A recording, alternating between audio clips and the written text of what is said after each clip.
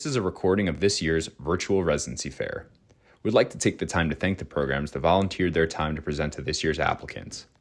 This year's PM&R Scholars Virtual Residency Fair is supported by PM&R Recap and Ultrasound Guidance. PM&R Recap is the leading resource for your physiatry board preparation, clinical preparation, audition rotations, and beyond. PM&R Recap offers 35 hours of review videos, hundreds of review questions, and oral board cases to help you become the best physiatrist that you can be. Head to pmnrrecap.com to learn more. Ultrasound Guidance is the innovative new online ultrasound learning platform that gives you instant access to expert instruction.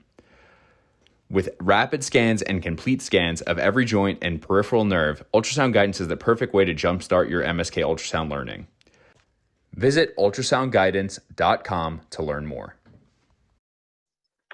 So my name is Ashita Jain. I'm one of the fourth years here at Rush. Thank you so much for having us. I'm just checking to see that you can actually see me. Okay, perfect. Thank you to PM&R Scholars for having us here. We're really excited to be here. Thanks to all of you for attending and for hanging on for the last session. I know it's getting late on the East Coast, so we appreciate it. So I just wanted to introduce those of us that are on the call. We've got Joey joining us soon, who's one of our fourth years. We've got Boss here, who's one of our third years, and we've got Dr. Andrew Patton. He is one of our attendings and our assistant program director. He's feeling a little under the weather, but he really didn't want to miss the chance to meet all of you guys, so we appreciate him taking the time to be here. We are going to keep things pretty informal since it is getting late. We're going to keep our talk to about 5 to 10 minutes and then just leave everything open for questions. No question is off limits. I'm quickly going to talk about the academic highlights of our program. So we've got 4 categorical spots every year. Rush is a large academic medical center located just west of the heart of downtown Chicago. So it's still very much an urban setting, but lots of satellite locations throughout the Chicagoland area and the neighborhoods and suburbs near us. One of the things that really drew me to Rush was the robust service lines for orthopedic surgery, neurosurgery, and neurology, all of which kind of account for a large portion of the patients that end up in our rehabilitation care. And so we get to see a lot of bread and butter stroke, spinal cord injury patients, but we also get to see a lot of unique pathologies, get to take care of patients who've recently had transplants, patients who've recently had left ventricular assist devices placed. So I feel that at the end of residency, I'm going to feel pretty confident handling whatever comes through the door, which is how you want to train. We do get a lot of exposure to trauma-related spinal cord injuries and brain injuries over at Cook County Hospital, which is one of our neighboring hospitals. It's a public hospital here in Chicago. Spend quite a bit of time over there learning how to help these patients, and then also getting all of that supplemented with exposure to acupuncture and manual medicine techniques. So that is a unique aspect to our program that we enjoy. We have quite a few elective months that are built into our program with a lot of flexibility. So for those of you interested in some of those fellowships that require an earlier application, you have the ability to do away rotations, audition rotations, even early in your third year so that you can meet those deadlines for those applications. Our didactics curriculum is outstanding. Joey is our educational chief this year. He's doing an incredible job. The majority of our lectures are faculty led, and we're also in our second year of a combined EMG and ultrasound series that runs year long and gives us exposure to these diagnostic tools from the start of PGY2 year. We have exciting news in that we are in the process of building a new rehabilitation hospital just down the street. It's going to be probably up and running by the time you guys are PM&R residents here. And it's going to be a larger hospital, more beds, and unique exposure to the LTAC setting because there will be an LTAC unit there. And then we are really lucky that we get to rotate a lot of hospitals in the area, which allows for a lot of diverse training and the opportunity to work with other residents in Chicago, including the Schwab residents who just gave their presentation, it just makes for a really fun learning environment to meet people from other programs. And then finally, for my part, I just wanted to touch on a really cool opportunity that just started at Rush last year, which is a master's program in health systems management. It's essentially a master's in healthcare administration, and it's a 2-year program through Rush University, 6 semesters, and it's asynchronous learning online with 1 week a semester in person. And it's really easy to work this into our schedule given many flexible elective months that we have in our program. And so this is a really cool opportunity if you're a resident, because Rush actually pays for the majority of this program, and you can graduate at the end of residency with an additional master's in healthcare administration. If I can recall correctly, that's valued at around $70,000 to $90,000 that Rush pays for, just because they want to get the opinion of residents and fellows in the cohort that's taking these courses. So I think those are all the things that I have. So I'm going to hand the mic over to Boss. Thanks, Ishita. Hi, everybody. My name is Boss. I'm one of the PGY3s now at Rush PM&R.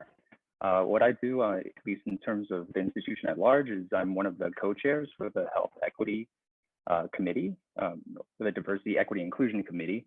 And within the PM&R department itself, I do help out with a lot of the health equity initiatives.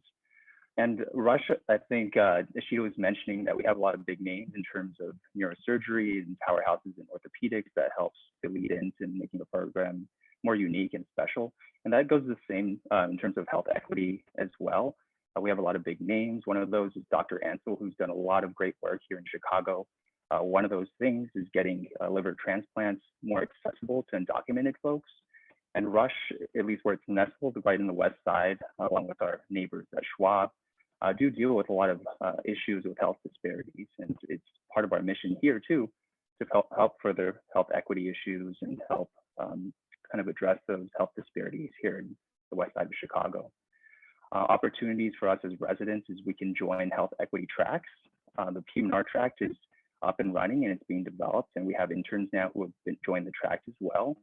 And it's something that's in collaboration with internal medicine. ENT does it too. And we have these capstone projects that's done either in the community or even globally, depending on the departments, where residents get to use kind of their time in order to not only learn about health equity disparities, but also to put that into practice and try to make a difference, whether it be here in the urban setting or abroad. And within the PM&R department too, we have a lot of other big names. One of those is Dr. Dugan. She does a lot for women's health, and here she also helps with initiatives with West Side Walk for Wellness and a lot of other things here in the West Side. So there's a lot of exciting opportunities to help out the community here at Rush. And I hope you reach out to me if you have any more questions. I'd love to answer them further. Thank you.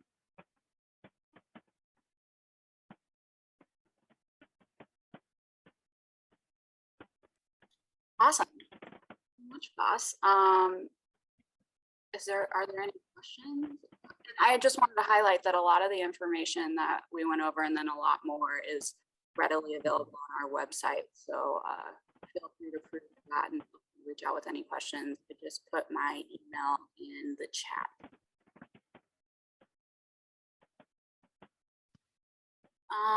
Someone was asking about if there's a step 1 score cutoff in order to be interview invitation.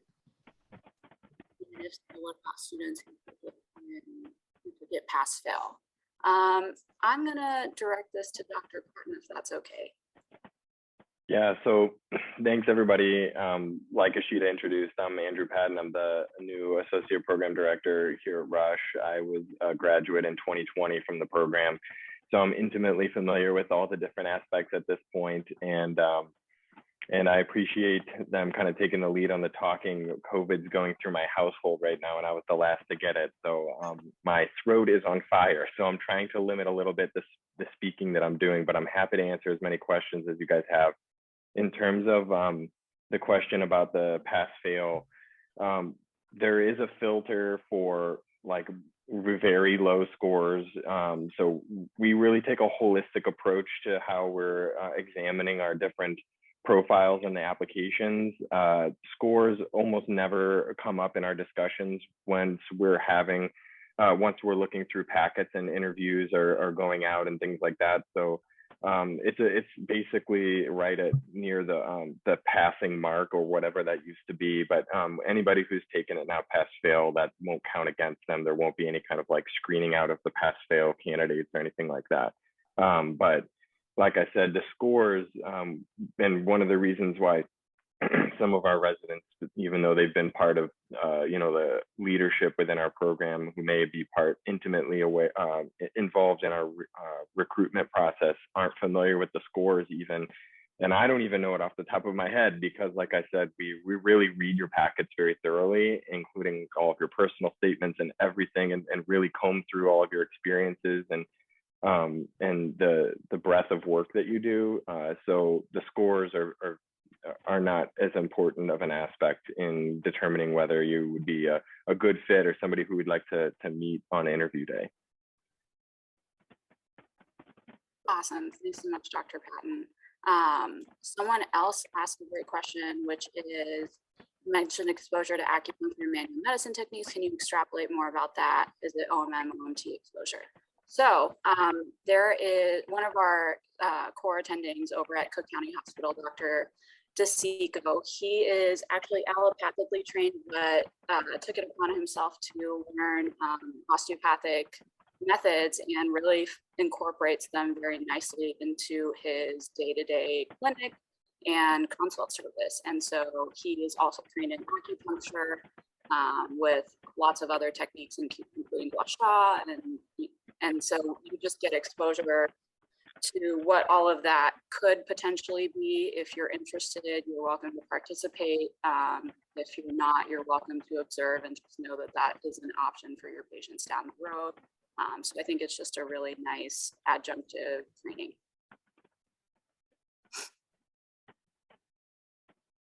Let's see, I think there's, oh, someone's just seconding that Dr. DeSico is awesome, which we all agree with. It was Dr. Patton. He's trying to save his voice. Oh, okay, perfect. Well, agreed, Dr. He's minimizing the COVID transition through Zoom, so I appreciate that. Thank you, much appreciated. By the way, everyone, I'm Joey. I'm one of the fourth years. Ashita had some nice words to say about me, but just wanted to introduce myself. I'm one of the chief residents. As Ashita said, I'm in charge of residency education this year, and I've been in the education committee since my second year. I'm applying to sports medicine fellowship. I'm very passionate about ultrasound, both diagnostics and for procedurally. And so I'm very, very proud of the ultrasound didactics we've put in and looking forward to continue to growing that. So I think that's something that we are really focusing on. And so, hopefully that by the time you guys are with us, that will be even stronger than it is now. Thanks, Joey. And I'll add one word with Joey. At least as far as I've been a resident here at Rush, I think Joey's had his hands in the education curriculum, and I just have to say personally, it's been really phenomenal. We've had opportunities to go into the anatomy lab, the cadaver lab, and really apply some of that skill, not only with injections, but also with just learning our anatomy using ultrasound too, and that's extended to EMGs. And getting some hands-on exposure even before we kind of start the heavy EMG rotations in PGY3 here. Joey, great job. I don't know what it was like before you, but it's working out really well. Thank you. I appreciate that, boss. And another thing I will say, and one of the things that I really drew me to Rush amongst a lot of things, but the fact that it's a smaller program and the fact that you do get to know all the attendings really well. And I think all the attendings are very in tune with what the residents want. And I think that in general, when it comes to didactics, education, all these things, the program itself is very open to change. So, coming in myself, there was a lot of things that I had ideas about, and I've gotten no pushback. If it was reasonable, we did it, we tried it. And so I really think that as a smaller program that really does have a very close-knit group the residents and the attendings, you can really kind of shape things the way you want, whether it be education, whether it be, you know, your residency rotations. Like Ashita said, we have a lot of electives, but I really think it gives you the opportunity to really make your residency and education your own. And that's something that I don't know that you can get at some of maybe a bigger program where things are a little bit more, you know, set in stone, so to speak. So that is one thing I will say. I saw there was a question from Josh about offer sports coverage. I'll take this one. So yes, yes. So we have plenty of opportunities for sports coverage. We're very fortunate that we have a lot of good relationships with many of the sports medicine physicians in the city. And so UIC Sports Medicine, we are very, very close with them. We basically consider them actually like our core sports rotation. And so we have the opportunity to rotate with any of the UIC stuff, and that includes obviously UIC athletics. That also includes, we also have other attendings that are recent alumnus of the program that have kept in touch with us. And so that's high school. There's also coverage. Yeah, so Dr. Hicks, the team doctor of Chicago Sky, who just won the championship last year. So yeah, we have plenty of coverage opportunities, race medicine, high school, D1 college, as well as some professional coverage as well. So plenty of opportunities out there for that stuff. And I guess I'll tie it up by saying that one of the things I love about our program are all of the unique interests between the residents. I feel like together we form this really cohesive group of diversity, both personal and professional diversity. And so it makes for really interesting lectures, really interesting grand rounds, interesting conversations in between patients, and just really happy that I'm in this program. So looking forward to inducting a few of you into the program here soon enough.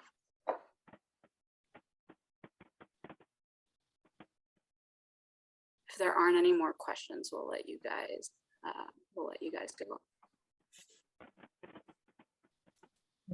Oh, could I mention more about the Master's in Healthcare Administration? Yeah. So I'm in the program right now. I'm finishing up my first year. It has been really cool because most of the folks in the program are people who have been working for a decade or so in various aspects of healthcare. And so coming together, we get to figure out how the healthcare system works, where the issues are, and get to kind of talk out our different perspectives, understanding why problems exist the way that they are and how we may come together to find solutions. So for me, joining the program kind of grew out of a sense of frustration that comes with being a junior resident and going through the process of learning how to be a doctor. Why are insurance companies the way that they are? Why is medicine as expensive as it is? And so I wanted to do this program to understand the background, understand the mechanics of our healthcare system so that maybe I could advocate for areas where things can be improved, because I think bridging clinical knowledge with administrative knowledge and kind of being the bridge between those two worlds is important for us doctors to do. Hope that answered your questions. If you have more specific ones, please email me. I'd be happy to answer them. Yeah, no problem. Thank you guys for being so engaged this late in the evening. We appreciate it. We can leave our emails in the chat as well. Perfect, yeah. And Boss and Dr. Patton, that'd be great. Yeah, we can all leave our emails in the chat. So if you guys want to reach out to us more directly, we're always happy to answer questions. We also, for those of you that are not yet fourth years or just starting the process, we have a ton of students come by for auditions. We love auditioning students. It really gives us a chance to get to know you guys. Obviously, with COVID, you know, things have been virtual, so it's nice to kind of work with you guys one-on-one. So please do reach out if you want to set up an audition. We'd love to have you guys. I do have a question that I was messaged privately, and I'd have to ask Dr. Pan maybe for some additional clarification as well. This is for students who happen to be US IMG. Are they still able to apply for an audition or a program? I'm kind of under the initial impression that we operate through VSAS primarily. So would we be kind of subject to just VSAS policy regarding that? Yeah, I think if it's the same person, we also direct messaged, and we're gonna, as far as I know, it shouldn't be a problem, but we're gonna get connected via email. Okay. And then one more question for Dr. Patton. What do you look for in students who, what do you look for students in auditions? You know, I think a number of things. You know, I think first of all, especially because you're already coming into this knowing you want to do physiatry as your career path, and you know, you're taking the initiative in that, you know, your precious elective time to come and rotate at a program, it says a lot just right off the bat. And you know, you're probably bringing a lot of knowledge that you've built up in our area, in our field, into the rotation. So, you know, I don't think it doesn't need to be so much, you know, sometimes I worry that students think, you know, the audition is the spotlight's on, and you know, it's a high pressure situation. And I think more so it's just to kind of reinforce what you know and what you're learning, and try to learn as much as you can in a new setting. And I think really it's a great opportunity for you as a student to work in the environment a little bit and get to know our, you know, our methods and how we do things, and the people in our program, and get the sense of whether this is a place you'd want to be. You know, I think Dr. Gittler had mentioned in the last one with the Schwab program that all these programs are fantastic. And everywhere I went when I was interviewing was great. And it was really just after the fact that I realized what I was doing was trying to find a place that I would feel the most comfortable at, and where I would be able to thrive during my 4 years, or 3, depending on, you know, on the advanced slot type thing. So I think for you, it's just important to get a sense of, is this a program I could see myself doing really well at? And for us, we just want to get to know you and let you kind of see how we do things, and hopefully learn a little bit from you as well. I think the ultimate thing that I'll end this on to answer this question, I'll say, and it's the same as what we look for whenever we're doing interviews too, is just your commitment and knowledge of PM&R, not knowledge in the sense of like actual facts and how to manage a patient or whatever, but you know, we want to hear your passion for the field.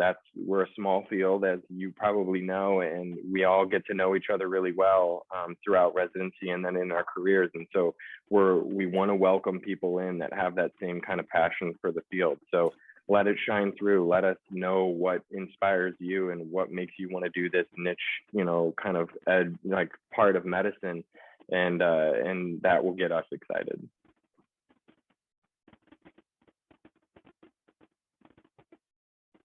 Perfect. Thank you for that. And sorry to everyone for the extra chats I was in the chat box, but there's my email finally.